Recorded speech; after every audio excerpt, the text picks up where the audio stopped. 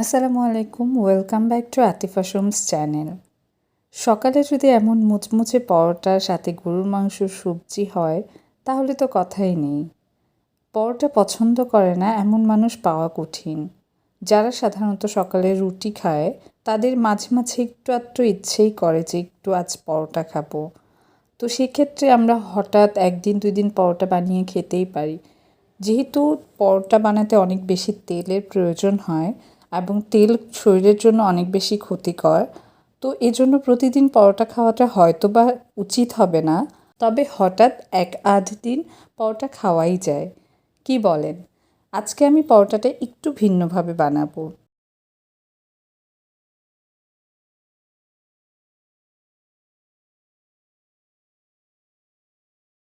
প্রথমে আমি আটা নিয়ে নিব। এখানে আমি পরিমাণ মতো লবণ দিয়ে দেব।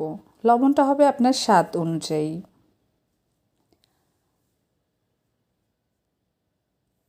সাথে দিয়ে দিব 1 চামচের মতো চিনি। চিনি দেওয়াটা একটু অবাক হচ্ছেন তাই না? তবে চিনিটা হচ্ছে পরোটাটাকে মুচমুচে বানাবে।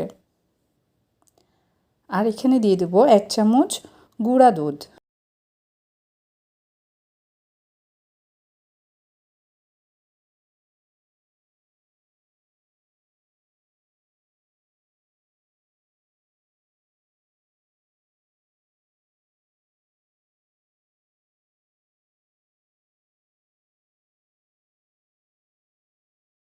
এরপর আমি এখানে দিয়ে দিব সামান্য পরিমাণে সয়াবিন তেল, প্রায় 1 চামচের মতো।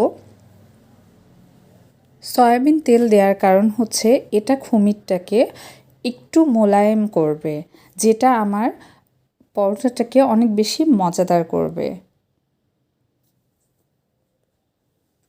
সবগুলো ইনগ্রিডিয়েন্টস একসাথে দিয়ে আমি খুব ভালোভাবে আগে আটাটাকে মাখবো। এখানে আমি স্বাদের জন্য হালকা একটু ঘি দিয়ে দিচ্ছি, প্রায় 1/2 চামচের মতো। এরপর আমি সবগুলো খুব ভালো করে মাখবো, এমনভাবে মাখবো যেন সেটা মুঠ করলে একসাথে আটাটা জড়ো হয়ে থাকে। মোটামুটি আমার মাখা হয়ে গেছে। প্রতিটা আটার সাথে সাথে আমার তেল, লবণ, চিনি, ঘি এগুলো পৌঁছে গেছে এবং একটু আটা মুখে দিলে আমি বুঝতে পারবো যে আটাটার মধ্যে লবণ এবং চিনির স্বাদ হালকা হালকা পাওয়া যাচ্ছে। এখন আমি এখানে পানি দিয়ে দিব, অল্প অল্প করে পানি দিব এবং খুমির করব। এভাবে ছোট ছোট আলাদা খুমির করে আমি সেগুলোকে কিছুক্ষণ রেখে দেব। খুমিরটা এরকম ছোট ছোট করে কিছুক্ষণ রাখার কারণ হচ্ছে এর মাঝে তেল, চিনি এবং লবণগুলো যাতে ঠিকঠাক মতো মিশে যায়।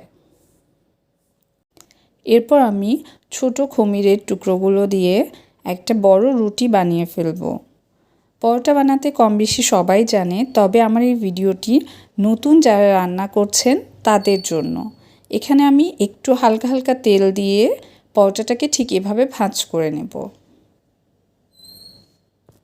খুমির যখন করেছিলাম তখন আমি একটু কালো জিরা দিয়েছিলাম, যেটা ভিডিওতে দেখানো হয়নি। কালো জিরার ঘ্রাণটা আসলে পরোটাকে অনেক বেশি টেস্টি করে। ছোটবেলায় আমার মা ঠিক এভাবেই পরোটাটা ভাজতো। প্রথমে এভাবে চারকোনা করে নিয়ে পরোটাটাকে আমরা এরপর বেলবো।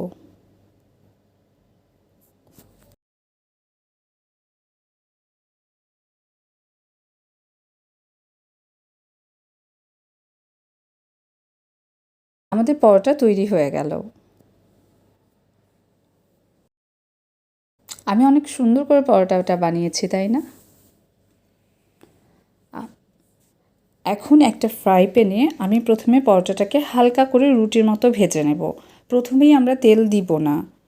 রুটির মতো ভাজা হয়ে গেলে তারপর এটাতে আমি একটু তেল দিয়ে দিব। চারিদিক দিয়ে তেল দিয়ে দিব যাতে অল্প অল্প তেলেই কাজ হয়ে যায়।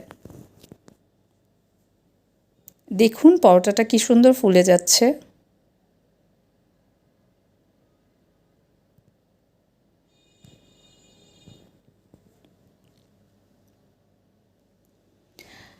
পরোটাটা অনেক মুচমুচে হয়েছে, এটা আমার এইভাবে পরোটাটা গুঁড়া করা দেখলেই বুঝতে পারবেন। ছোটোবেলায় যখন আমার মা পরোটা বানিয়ে দিত তখন যদি এভাবে পরোটাটা না গুঁড়া করতো আমার খেতে একদমই ভালো লাগতো না, মনে হতো যে পরোটা ওভাবে কখনো খাওয়া যায় না। হয়ে গেল আমাদের পরোটা। আর গরুর মাংস ভুনা, এটা তো আমার অন্য রেসিপিতে আমি দেখাবোই ইনশাল্লাহ। সবজি আমি অলরেডি দেখিয়ে দিয়েছি, সাথে আছে পায়েস। সব মিলিয়ে এটা একটা অনেক সুস্বাদু নাস্তা। আমার এই নাস্তার রেসিপিটি আপনাদের কেমন লাগলো অবশ্যই কমেন্ট করে জানাবেন, এবং আমার পরবর্তী ভিডিওতে কোন রান্নাটি দেখতে চান সেটা জানাবেন। আমার এই নাস্তার রেসিপিটি আপনাদের কেমন লাগলো অবশ্যই কমেন্ট করে জানাবেন, এবং আমার পরবর্তী ভিডিওতে কোন রান্নাটি দেখতে চান সেটা জানাবেন। আমার ভিডিওগুলো আশা করছি আপনাদের সবারই ভালো লাগে।